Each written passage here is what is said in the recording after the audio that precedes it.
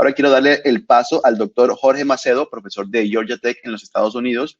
Es un profesor latino. Y su temática de investigación o su presentación el día de hoy será estimación basada en desempeño de asentamientos en edificaciones inducidas por licuación. Bienvenido, Jorge, y te cedo la palabra. Muchas gracias. Muchas gracias, Carlos, por la invitación y muchas gracias a los organizadores. Mi presentación se ve bien, ¿verdad?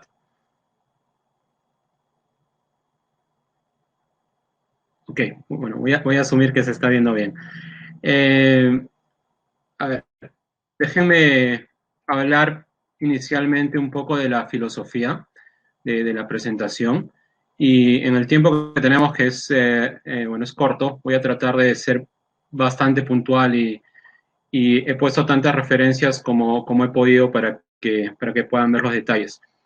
Esta presentación está, digamos, basada en el concepto de desempeño. Entonces, es diseñar una estructura geotécnica basada en el concepto de desempeño. Típicamente en geotecnia, la mayoría de diseños se han basado en un factor de seguridad. Es decir, por ejemplo, cuando uno está diseñando una presa de tierra, si el factor de seguridad es mayor que unos 5 para casos estáticos o 1 para análisis post-sismo, pues uno dice que el diseño está ok. Cuando uno está diseñando por licuación, si es que el factor de seguridad para el triggering de licuación es mayor que 1, uno dice que está ok. Entonces, esta forma de hacer las cosas está, digamos, cambiando en la práctica. Ya no estamos diseñando simplemente para un factor de seguridad. Ahora estamos diseñando para un nivel de desempeño. Eso significa que, por ejemplo, aquí en la figura de la izquierda, que está mostrando unos análisis que están publicados en Bray, Macedo y Luque en 2017, se muestra, este es un problema de interacción suelo-estructura. Y acá nosotros juzgamos si es que el diseño es adecuado o no, dependiendo del nivel de formaciones cortantes y de desplazamientos o de asentamientos que uno observe.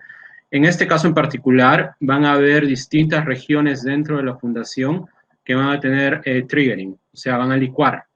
Pero en el enfoque tradicional, si es que está licuando, diríamos que el diseño no es adecuado, habría que hacer mejoramiento de la fundación, etcétera, etcétera. Se abre un abanico. Entonces, en el diseño por desempeño, pues queremos saber cuál es el nivel de desplazamientos o asentamientos en este caso. Y dado ese nivel de asentamientos, vamos a poder tomar mejores decisiones. Esta figura de la derecha muestra el mismo concepto. Esto es para una presa de tierra. Nuevamente, la analogía digamos, en el estado de la práctica, porque todavía lo es, sería estimar un factor de seguridad. Sin embargo, con el diseño por desempeño estamos hablando de un nivel de desplazamientos y luego juzgando si es que ese nivel de desplazamientos es tolerable o no. Entonces, con eso déjenme moverme un poco más específicamente al tema de la charla. Estas son algunas fotos de daños inducidos por licuación en edificios en distintas partes del mundo. La mayoría de estas fotos vienen del trabajo del profesor Bray en UC Berkeley. Entonces, ustedes pueden ver acá una gama de digamos, ejemplos donde los asentamientos inducidos por licuación han sido un problema. Entonces, en términos de los distintos mecanismos, tenemos un primer mecanismo que es, digamos, el asentamiento, debido a que va a haber parte de la fundación que se va a remover y va a ir a la superficie. Eso lo denominamos eyecta. En otra terminología son los volcanosands. La segunda parte, el segundo mecanismo principal, van a ser los asentamientos inducidos por mecanismos de corte. Y ahí tenemos dos clases, uno por la pérdida de capacidad portante y lo otro por la interacción de la estructura y la fundación. Cuando hay un sismo, la estructura va a interactuar con la fundación y eso va a causar desplazamientos o asentamientos, en este caso, adicionales. Y el tercer tipo de mecanismo principal son los asentamientos debido a deformaciones volumétricas. Entonces, por ejemplo, cuando los excesos de presiones de poros pasan durante un sismo, el agua va a tender a fluir debajo de la fundación, eso va a hacer que se asiente, y además de eso vamos a tener también que cuando hay licuación, pues tenemos que las partículas van a perder el contacto, esas partículas van a tener que volver a estar en contacto eventualmente. Entonces, tenemos ahí un asentamiento debido a sedimentación y consolidación también. Entonces, teniendo eso en mente, la motivación de este trabajo, la motivación fundamental fue que los procedimientos que existen en la práctica no toman en cuenta los mecanismos inducidos por corte. Todos ellos, por ejemplo, el procedimiento de Zhang et al., que es bastante conocido, estima los asentamientos considerando solamente deformaciones volumétricas. Y básicamente uno calcula con metodologías simplificadas cuál es el nivel de deformaciones volumétricas, por ejemplo, en este caso, en un sistema con 3 capas o 3 suelos, uno calcula la deformación volumétrica y uno usa esta ecuación considerando el delta Z es simplemente el espesor de este estrato y uno calcula el asentamiento. Sin embargo, este tipo de metodologías no incorporan los asentamientos inducidos por corte. Entonces, en este trabajo lo que se ha hecho es incorporar eso y proponer una metodología para poder incorporar, o valga la redundancia, el mecanismo de corte. Los detalles no los voy a presentar, pero se evaluaron una buena cantidad de casos históricos. Por ejemplo, acá estoy simplemente mostrando uno de ellos como ejemplo, que es de Luque y Bray. Esto está publicado en la ACCE. Y se hizo un modelamiento numérico para una gama de casos históricos para poder, digamos, validar nuestros procedimientos numéricos con un poco de realidad, ¿no? Que son los casos históricos. Entonces, no voy a entrar en los detalles de esto, pero hicimos eso para casos históricos y también se hizo para ensayos de centrífuga. Entonces, una vez que validamos nuestros procedimientos numéricos, se hizo un análisis paramétrico, que es el que se está mostrando aquí en pantalla, y ese análisis paramétrico se hizo para tratar de entender cuáles son las variables y los mecanismos fundamentales que contribuyen a los asentamientos inducidos por la ecuación. Entonces, este solamente es el caso base, que lo estoy mostrando aquí para ilustración. Entonces, por ejemplo, tuvimos variables fundamentales como el espesor de la capa no licuable, el espesor de la capa licuable, el espesor debajo de la capa licuable, características en el building, como por ejemplo la carga que se transmite a la fundación, la altura del building, el ancho de la fundación, etcétera, etcétera. Entonces, hicimos un análisis paramétrico basado en esto, y aquí les voy a mostrar uno de los resultados para uno de los ground motions que usamos. Entonces, aquí en rojo ustedes ven la componente de formaciones, de strains, cortante. Y en azul ustedes están viendo la volumétrica, para 2 tiempos distintos durante un determinado movimiento sísmico. Estos resultados son para un movimiento sísmico. Entonces, ustedes pueden ver que la componente cortante es mucho más importante que la componente volumétrica. Sin embargo, esta componente cortante no, como mencioné hace un momento, no estaba incorporada dentro de los procedimientos que se usan en la práctica. Entonces, aquí en esta figura pueden ver la acumulación de formaciones cortantes y pueden ver que están más concentradas cerca, esta parte de aquí es el building, están cerca, digamos, al borde del building o del edificio. Entonces, con este slide, básicamente el mensaje que estoy enviando es que las deformaciones cortantes son importantes y tienen que ser incorporadas dentro de la estimación de asentamientos inducidos por la ecuación en un problema de soil structure interaction. Entonces, este problema es complejo. Tenemos la fundación, tenemos el suelo, tenemos la estructura, tenemos los movimientos sísmicos. Entonces, tenemos que entender un poco mejor cuáles son, digamos, los principales actores de este problema. Entonces, este slide de acá está mostrando el análisis en términos de los ground motions. Entonces, por ejemplo, el eje Y es simplemente el R-squared de una gama de análisis paramétricos. Entonces, no voy a entrar en detalle en los análisis, pero quiero decir que el CAP, que es el Cumulative Absolute Velocity, el Areas Intensity y la aceleración espectral a un segundo fueron identificados como los mejores parámetros para poder explicar asentamientos inducidos por la ecuación. De esos parámetros nos quedamos con el CAP y el Spectral Acceleration en un segundo, porque simplemente el CAP es mucho más, uno puede predecir el CAP mucho mejor. La desviación estándar es casi la mitad de un modelo de Areas Intensity, entre otras razones. Ahora les voy a mostrar muy rápidamente algunos trends típicos. Por ejemplo, estos son 12 movimientos sísmicos que están ordenados por nivel de intensidad. Los más intensos son los que han causado más settlements, más asentamientos. Y esto es la gráfica de asentamientos versus densidad relativa. Entonces, ustedes pueden ver que, como se espera, los asentamientos disminuyen con el incremento de densidad relativa, pero una observación interesante fue que el mayor contraste pasa cuando uno va de algo como 60% a algo como 75%. Cuando uno está menor a 60% hay cambios, pero no tan dramáticos.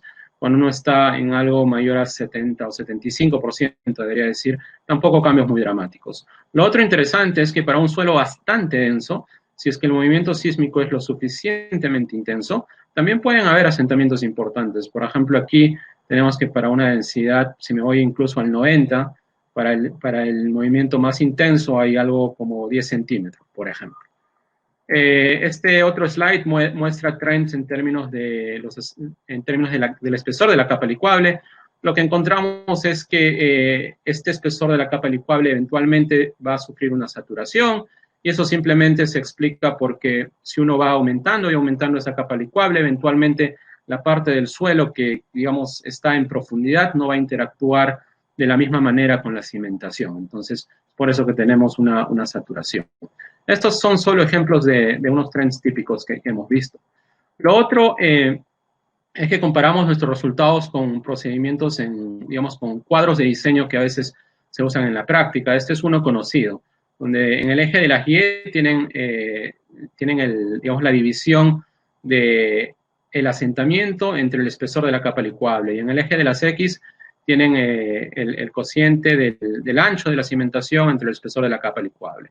Entonces, ustedes pueden ver que en esta área de acá, donde el espesor de la capa licuable es considerable, pues nuestros resultados, que son los puntos en negro, y los resultados de ensayos de centrífuga, que son los puntos en verde, pues trabajan relativamente bien. Sin embargo, si se van ustedes a una capa que no tiene un espesor grande, que tiene un espesor pequeño, van a ver que las recomendaciones de este cuadro en particular pues van a ser no conservadoras. Ustedes pueden ver, por ejemplo, aquí que los niveles de asentamientos pueden ser bastante más altos, y lo mismo pueden ver con centrífuga acá y aquí. Entonces, eso. Lo otro es que cuando nosotros diseñamos en geotecnia, pues el suelo es un material altamente variable. Entonces, no van a encontrar, digamos, una cimentación con capas perfectas, con 3 capas perfectas, con la densidad relativa constante y demás. Entonces, hemos propuesto un índice que se llama el LBS, que es el Liquefaction Building Settlement Index, y este índice, se calcula de un ensayo de CPT. Uno va al campo, hace un ensayo de CPT, uno calcula el factor de seguridad de triggering usando procedimientos del estado de la práctica, y uno hace una división de los layers que tenemos en la fundación basados en esa información. Luego uno puede ser cualquier procedimiento, pero estamos usando el de Zhang et al. 2004, donde uno entra con el factor de seguridad y la densidad relativa, y uno calcula un nivel de deformación de corte. Y con eso tenemos todos los insumos para calcular el índice. Este índice está ya implementado en el software CLIC, que es un software de Peter Robertson. Entonces, ustedes, básicamente, para usar nuestra metodología, solo necesitan un ensayo CPT o varios. Toda la implementación ya está hecha. Entonces, simplemente como un resumen de esta primera parte, para moverme bien rápido a la segunda, es que los mecanismos de corte son altamente importantes. Los parámetros, digamos, de movimiento más importantes en este problema en particular son el CAP y la aceleración espectral en un segundo. Los parámetros de la fundación del building son la carga que se transmite, el espesor de la fundación, y la densidad relativa también es sumamente importante. Después de considerar muchas formas funcionales y demás, eso es básicamente entre, digamos, tener formas funcionales físicas y estadísticas. Esta es la forma final de nuestro procedimiento. No voy a entrar en los detalles, pero pueden ver que se calcula en términos del LBS, es el índice que ya describí, el espesor de la capa licuable, propiedades del building como la carga que se transmite a la fundación, el espesor, y propiedades del sismo como el CAP y la aceleración espectral en un segundo. Es importante que los procedimientos se validen, entonces hemos hecho eso. La gráfica de la izquierda muestra la validación de nuestros análisis que fueron hechos en FLAC contra análisis hechos en OpenSys con el modelo del PDMY 02. La gráfica de la derecha muestra la validación con ensayos de centrífuga. Entonces, en general, estamos contentos con el performance, pero es importante darle una mirada también a la realidad, porque si bien es cierto, los ensayos de centrífuga tienen valor, pero no son realmente, digamos, no reflejan todo lo que es realidad. Entonces, hemos validado nuestro procedimiento con 19 casos históricos recopilados de distintos earthquakes y estamos generalmente contentos con eso. Y lo otro, simplemente en términos de trabajo que se está haciendo, es que estamos llevando esta implementación a un fully performance-based, donde vamos a tener la incorporación de todos los niveles de incertidumbre y también periodos de retorno para poder tener una estimación de, por ejemplo, acá es un Saddleman Hazard Curve, basado en el periodo de retorno, pues vamos a tener un nivel de asentamiento. Entonces, simplemente esta diapositiva final. El procedimiento recomendado para aplicar nuestro método es primero calcular un factor de seguridad para licuación por bearing capacity. Si es que este factor de seguridad es menor a 1, uno va a esperar grandes movimientos. Después, estimar la cantidad de, digamos, una estimación de la eyecta, estimar los asentamientos inducidos por mecanismos volumétricos, existen métodos para esto, y usar nuestro procedimiento para la parte que estima el corte, el shearing, y estimar el asentamiento total como la suma de las componentes. Y siempre, ese es un problema muy, muy complejo. Tienes interacción suelo-estructura, uno tiene sedimentación, tiene consolidación, es un problema bastante complejo. Entonces, es importante entender las limitaciones de nuestras herramientas y usar, digamos, juicio de ingeniero, creo que esa sería la traducción, para poder tener ahí, digamos, un diseño adecuado. Entonces, ahí concluyo. Muchas gracias. Muchas gracias, Jorge. Bueno, no vamos a tener tiempo para preguntas. Muy interesante el tema de la estimación de los efectos de la licuación. Te invitamos al canal de YouTube si tienes un poco de tiempo. Quizás los invitados o las personas que nos estén viendo en vivo tengan algunas preguntas y quizá ahí puedas ayudarnos con algunas respuestas. Muchísimas gracias.